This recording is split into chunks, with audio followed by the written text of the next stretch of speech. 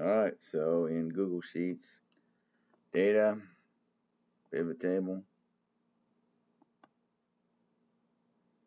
Oh, so I don't know. Let's see. What do you want? Brand a car?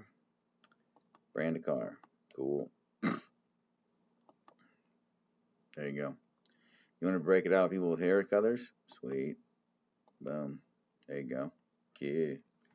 Once you got them like this, of course, just like anything else, you grab it like so. You go to Insert Charts, for instance. Boom. There you go. Oh, you don't like that kind of chart? Give it one of these.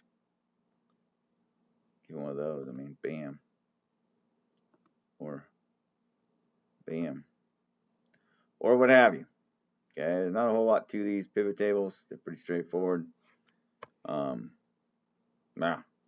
the only thing I would say is this: if let's say that you didn't, well, let's do this. Let's say you want for brand a car. Oopsie daisy.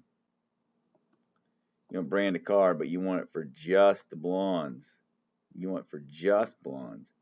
Well, then what a feller can do is come in here and go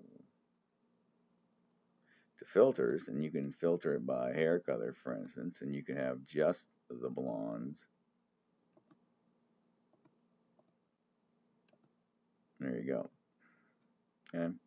A whole lot else to say about these guys. If you have a question about pivot tables, you're welcome to go and look at the pivot table in the frequently asked questions video.